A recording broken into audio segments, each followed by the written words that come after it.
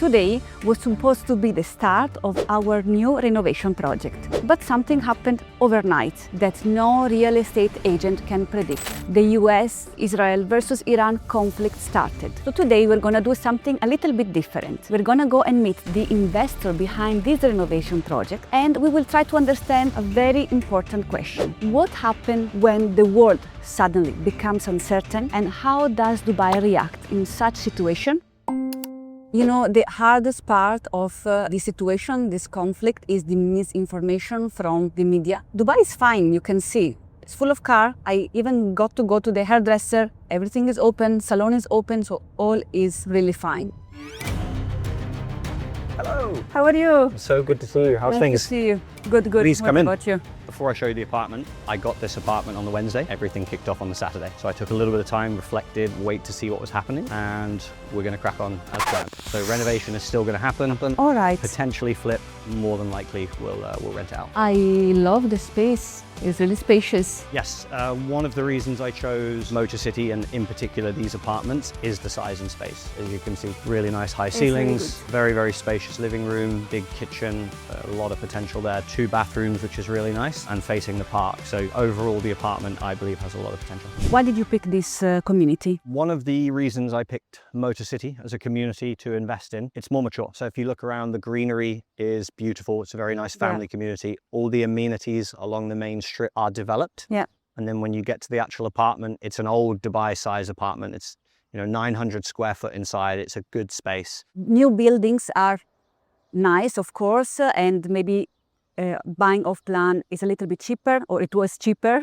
But now the question will be, is it better an older apartment, bigger in a very good location, or a newer apartment, much smaller and in an identical location, let's say? Exactly. And for someone in my personal situation, real estate agents, people who maybe work a bit more on commission, it comes down to cash flow. As much as I would love to invest in off-plan, it's very difficult for me to do that. Yeah. However, I can budget for a mortgage and I can budget for renovations, and I can still be involved in the market. Now with everything that's going on, plans change a little bit. So I've changed some calculations as far as what I'm going to do in the kitchen, what I potentially do in the bathrooms. I'll be aiming to hopefully secure somewhere around to like an 8 to 9% ROI. Which are now the choices that might be impacted, by the situation? So I guess you want to limit a little bit the massive construction, like the full construction, and focus on specific areas, maybe? The easiest example is the kitchen. If I was going to be reselling, I would more than likely put all of the appliances built in. Okay. However, if I'm keeping them long term, I'm going to leave space for the appliances and I'll let the tenant fill So the those in. tenant will bring their own appliances? This will drop my outgoings. Yes. It will drop my maintenance costs For while sure. I'm keeping the apartment, and that will be on the tenant. The kitchen will be completely transformed. I will have an island along this way. Maybe extend the kitchen out a little bit for more storage, and all along I'll leave a space for the fridge. The sink has to stay.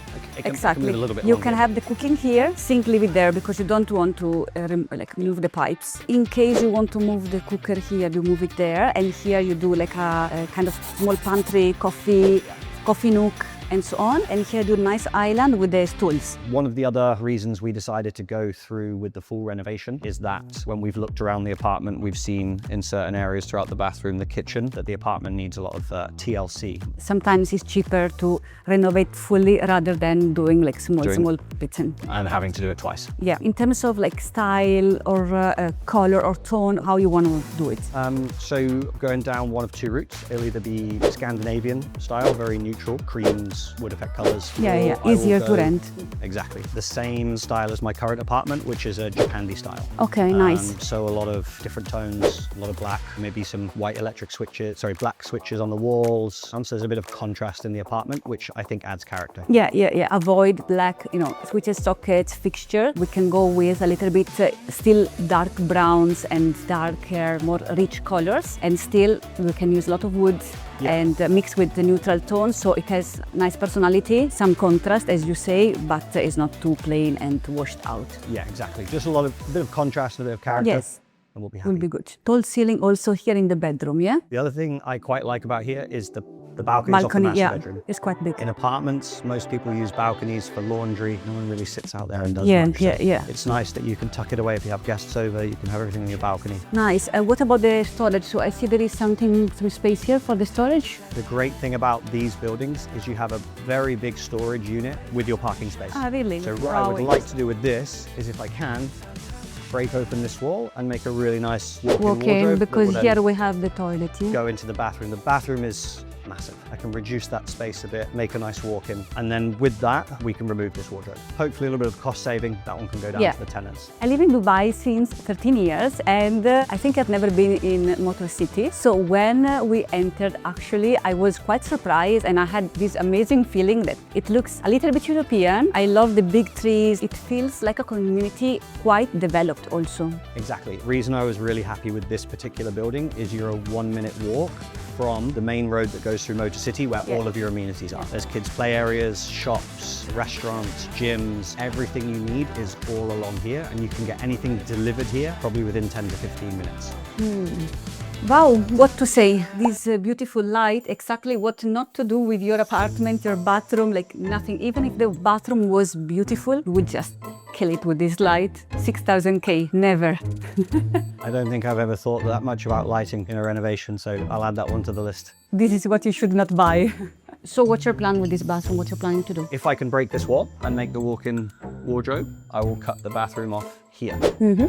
I'll remove the bidet and put the sink and vanity here, and obviously just put a walk-in shower. I think the bathroom is very important to do a very nice renovation, because this one, you do it once and you know, the tenant or the homeowner at the end doesn't want to do it anymore. Like this one, you have to get it right since the beginning. Yeah, exactly. So here where the money goes. From your point of view as not only a real estate broker, but also an investor, what do you think is the best mindset to have? Because situation change, especially in real estate. The context, the market context can change. Your personal situation can change. So what is really a good advice for our viewers? One of the most important things that I took away was don't make emotional decisions. Okay, when it's an investment, it comes down to numbers, expectations, and what your plan is. Is your plan to renovate, resell? Is it long-term ROI? Is it just make quick cash? It can change depending on what you do. So don't make emotional investments. You might really like one thing, but if numbers make sense on another and it's an investment, you go for the one that makes sense for investment. In this situation, the last week, a lot of people just try to sell everything and go away. A lot of people are wondering, like, what should they do? Oh my God. We need to have in our minds where, you know, at what point are we losing money? Where are we making money? If I sell it now, what's going to happen? And I'll keep that in mind through the situation that's happening at the moment. I'm not worried. Dubai has always been very resilient. It always bounces back. And I know lots of people that are trying to get back here over a lot of people trying to leave. In chaos, there's always an opportunity to make money, but it comes down to your personal goals and your personal ambitions. Don't just copy what everyone else is doing. Understand why you're doing it and what you want out of it, and make your decisions based on that. So as far as the numbers go, I purchased the apartment for 970,000 with a 20% deposit plus the fees. The renovation I would like to keep under 100,000 dirham, which is going to be my challenge as far as finding the best deals on kitchen supplies, bathroom supplies, everything. Overall, cash in, I will be around 330,000, 340,000 dirham. Ideally, I'll rent it for around 100,000 dirham per year. That will put me in a nice positive cash flow as far as mortgage compared to rent. I can use that difference to help support my family, which will be going towards paying my daughter's school fees. Successful investors never rely on one plan only, and when the situation changes, they must be ready to pivot. Jamie demonstrated us that he managed to adapt quickly to the situation. His investment strategy and exit strategy changed according to the market condition. Instead of going for a full renovation, he is now planning to do a cosmetic makeover. Instead of selling, he is planning now to rent. For buyers, sellers, and investors that are willing to see past the fog, Dubai has shown several times over the year that is in this uncertain situation where the best opportunities lie. If you would like to share your take on this situation or have any question related to the real estate market in Dubai, we're gonna be down in the comments below for the next few weeks. See you soon in Flipping Dubai.